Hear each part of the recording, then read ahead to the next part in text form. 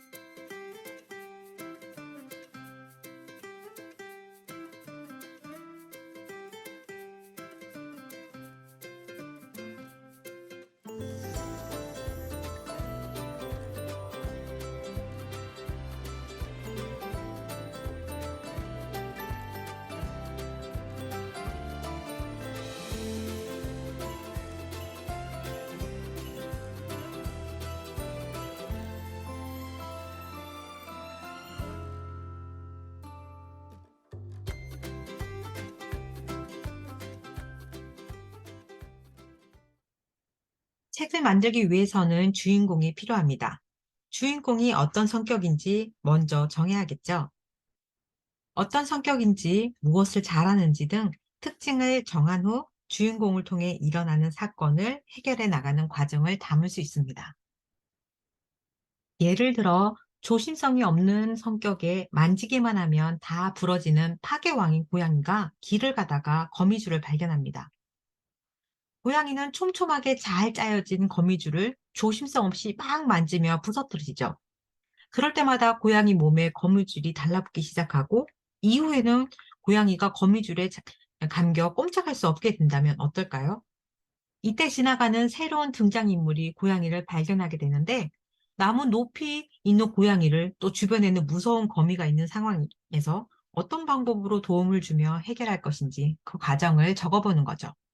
그렇다면 팝업 동화 꼬마 유령 모모를 살펴볼까요? 꼬마 유령 모모 책은 주인공의 성격이 변하면서 생기는 사건을 흥미롭게 연결하고 있습니다. 우선 모모의 성격이 어땠는지 동화책을 보며 알아보겠습니다. 동화책 2쪽과 3쪽에는 모모가 우물 안에 숨어 있다가 갑자기 쑥 나타나죠.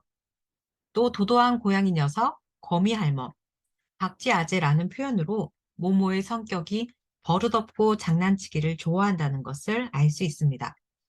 이런 모모의 성격으로 앞으로 일어나는 사건들이 재미있을 것 같죠? 또 책을 읽을 때 단어의 뜻을 정확하게 알면 내용을 이해하는 데 많은 도움이 된답니다. 화법동화 4쪽에 깜깜한 밤 모모는 끄먹끄먹 불빛이 새어나오는 집을 발견했어요. 이쪽에서 끄먹끄먹은 눈을 가볍게 감았다 떴다 하는 모양으로 희미한 불빛이 꺼질 듯 말 듯한 모양을 나타냅니다.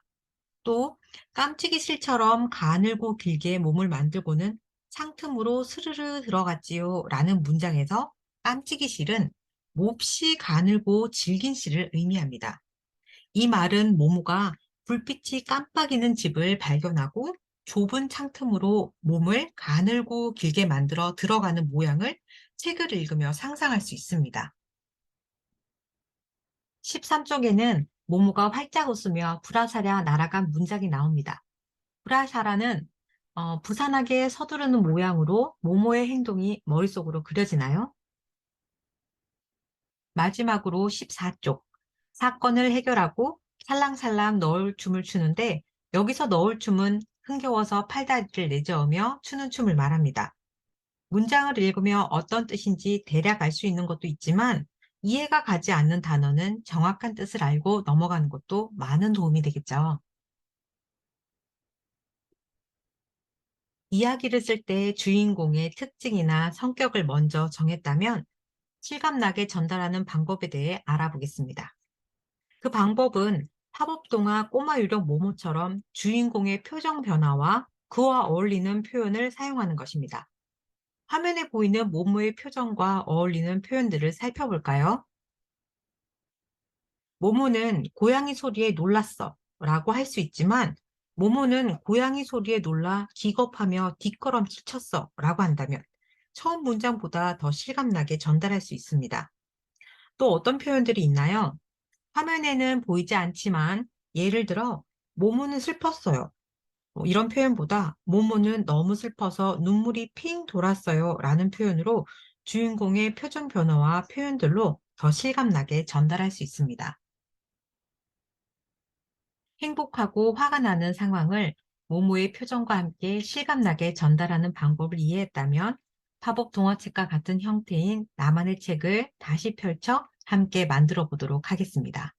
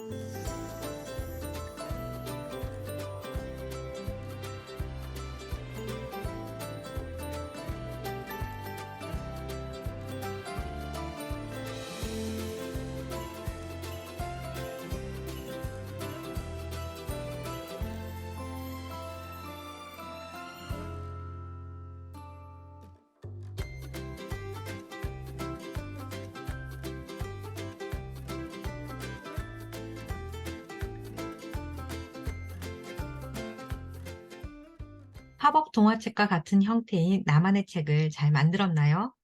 나만의 책을 만들기 위해 활동지와 함께 준비해 주세요. 동화책에서 모모는 짓궂게 장난치기를 좋아하는 개구쟁이에 잘난 척하기를 좋아하는 버릇없는 꼬마 유령이었습니다. 그런데 모모와 똑같이 장난치기를 좋아하는 씩씩이를 통해 전혀 다른 방법으로 사람들을 놀래키게 되죠. 달라진 모모는 적극적이고 친절하고 상냥해요. 또 긍정적이고 다른 사람을 도와주는 배려하는 마음이 있는 착한 성격을 가진 모모로 변했습니다. 활동지를 통해 모모가 어떻게 달라졌는지 문장을 읽어보고 해당되는 성격에 동그라미 해보세요. 이제 여러분의 이야기를 쓸 차례입니다. 꼬마 유령 모모 동화책에 씩씩이가 등장한 것처럼 여러분의 이야기에 달라진 모모가 도와줄 새로운 등장인물을 계획해 보겠습니다. 예시에는 9살의 은주가 놀이공원에서 길을 잃었다고 적어 놓았습니다. 여러분은 어떤 상황으로 이야기를 만들고 싶나요? 실제 일어났던 사건을 바탕으로 계획해도 되고, 전혀 경험해보지 않은 다른 장소를 배경으로 이야기를 만들어도 된답니다. 여러분이 생각나는 새로운 등장인물의 정보를 활동지에 적어주세요. 이름은 무엇인지, 나이는 몇 살인지, 그리고 이야기의 배경이 되는 장소와 울고 있는 이유도 함께 적어주세요. 새로운 등장인물을 계획했다면 예시글을 참고해 이야기를 만들어 보세요. 이때 더 실감나게 전달하기 위해서는 활동지 생각하기를 참고하는 게 좋겠죠. 또 활동지에는 여러분의 번뜩이는 아이디어를 메모하고 수정할 수 있어요. 생각 노트처럼 자유롭게 활용할 수 있습니다. 활동지에 적어 놓은 문장을 잘 정리해서 나만의 책에 옮겨주세요. 화면에 보이는 것처럼 색을 칠해서 완성하면 이런 머지책이 완성된답니다. 나만의 책 4쪽과 5쪽에 울고 있는 등장인물에 대해 적었다면 모모는 울고 있는 친구에게 어떤 도움을 주었을까요? 마음을 진정시키기 위해 어떤 행동을 했는지, 위급한 상황이라면 어떤 응급처치를 해 주었는지 써보세요. 만약 여러분의 이야기가 이 문장에 해당되지 않는다면 활동지에 있는 여분 공간을 활용해 모모가 어떤 도움을 주었는지 메모해 주세요. 활동지에 적혀 있는 문장을 여러분의 이야기에 맞게 고쳐도 된답니다. 이제 활동지에 적어 놓은 메모를 나만의 책에 옮겨줄 거예요. 나만의 책을 완전히 펼쳐 6쪽과 7쪽에 메모한 내용을 잘 정리된 문장으로 옮겨주세요. 빨간색 동그라미가 있는 부분은 모모와 등장인물이 있는 배경 공간을 그려주세요. 모모의 도움을 받기 전 등장인물이 울고 있는 공간이 숲속이라면 나무와 풀을 그려주고, 만약에 놀이공원이라면 놀이기구 등을 그릴 수 있겠죠. 또 해와 달 또는 별을 그려 낮과 밤인지 구분할 수 있도록 그려주는 것도 좋을 것 같아요. 이번에는 모모의 도움을 받아 눈물이 그친 등장인물이 모모에게 감사 인사를 해볼까요? 너는 반짝반짝 아름다운 빛이 나. 너와 함께 있으니 기분이 좋아져. 너는 정말 특별한 친구야. 다양한 표현들이 있죠. 여러분의 이야기에서 도움을 받은 모모에게 감사 인사를 적어보세요. 나만의 책에 적을 때는 글씨의 모양을 다양하게 꾸며서 넣어도 된답니다. 화면에 나만의 책에 펼쳐진 친구의 책이 보이네요. 이 책을 참고해서 여러분의 책도 멋지게 표현해 보세요. 모모는 긍정적인 생각과 좋은 행동을 하면 표정이 달라지는 특별한 유령입니다. 화법 동화책에 이어 여러분의 이야기에서도 모모는 어려운 친구를 도와주고 있습니다. 그럼 모모가 어떤 표정과 모습을 하고 있는지 활동지에 간단하게 메모하며 계획을 적어보세요. 화면에 보이는 것처럼 색을 칠해 계획해 보는 것도 좋을 것 같아요.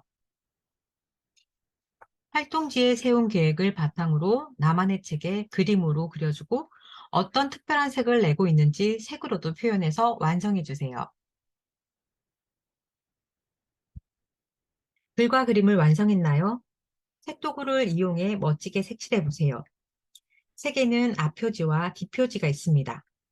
앞표지에는 책의 제목이 들어가는 곳입니다. 제목을 정할 때는 책의 내용이 잘 전달되고 독자들의 관심을 불러일으킬 수 있어야 하기 때문에 선명하게 적어야 합니다. 또 책을 완성한 사람의 이름이 들어가고 가장 밑에는 출판사가 들어가지요. 출판사의 역할은 좋은 책을 대량 생산해서 많은 사람이 볼 수 있게 하는 역할을 하는 곳입니다. 하지만 지금 만든 책에서는 스스로 글작가, 그림작가, 그리고 편집자가 되었기 때문에 출판사의 이름도 여러분이 각자 지어서 넣어주세요. 친구들이 만들어 놓은 앞표지를 살펴보며 여러분의 책도 완성해 봅시다. 뒷표지는 책을 완성한 날짜를 적어주세요.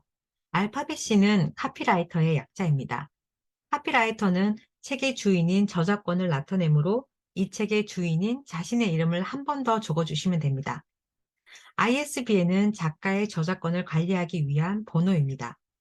뒷표지 오른쪽 밑에 그려진 바코드를 보시면 작은 글씨체로 ISBN 979-11이라고 적혀져 있는 것을 볼 수 있는데, 숫자 979는 책의 종류 중 11은 대한민국을 뜻합니다.